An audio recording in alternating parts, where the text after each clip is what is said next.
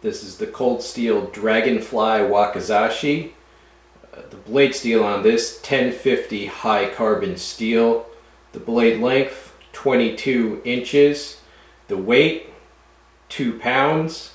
And as you can see, it has a green silk wrap on the handle, and underneath that is ray skin.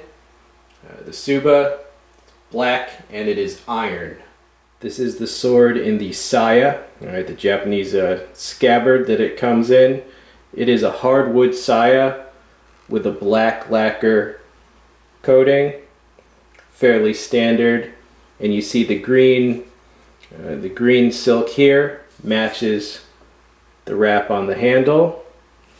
Right, and it fits extremely tightly to the point that if I pushed it all the way in, it would be very difficult to deploy. Alright, so that is the saya that the sword does come with. And it also comes with 2 sword bags. One is a simple black sword bag, the other is a more fancy silk one. Here's just the basic sword cover for transport that it comes with. And then it also comes with a more ornamental type tassel and everything with the Japanese Japanese motifs. Looks like a kimono to me. No, I'm just kidding, but it does come with those free. Alright, here you see a close-up of the guard, the Wakizashi. The diameter of this guard is actually noticeably smaller than the guard on all my other Wakizashis.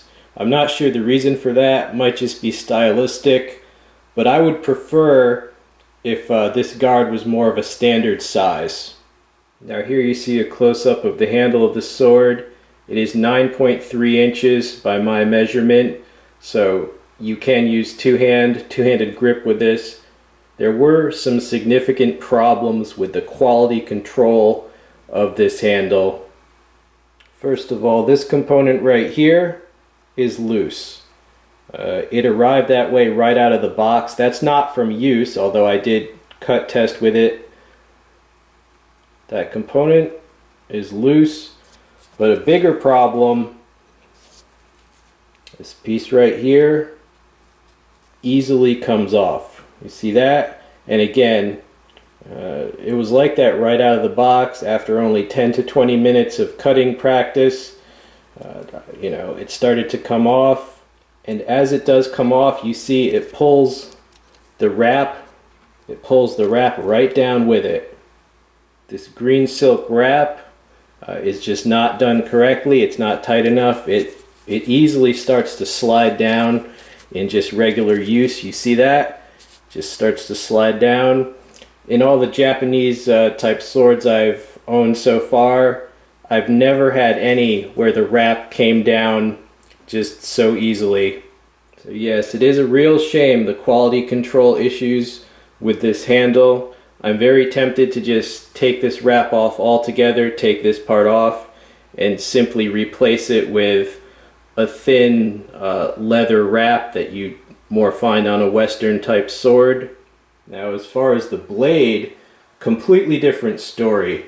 I couldn't be happier with the blade in terms of the initial sharpness was very, very sharp when I practiced the cutting.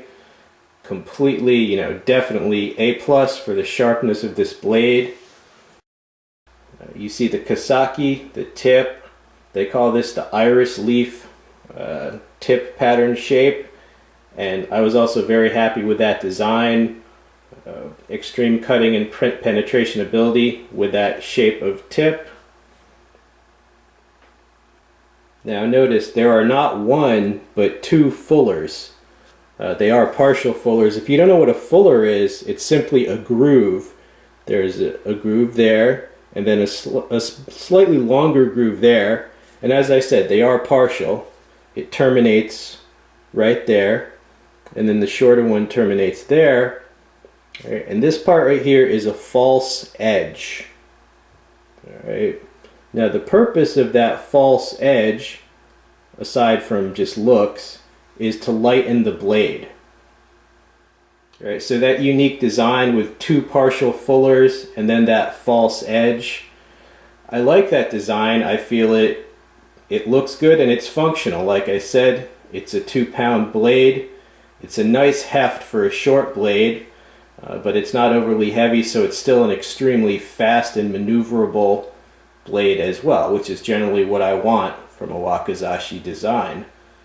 So this blade design, the initial sharpness and the shape of the tip and the looks, the performance, I would give the blade an A+. Right? If I was just rating the blade alone, I would give this sword an A+.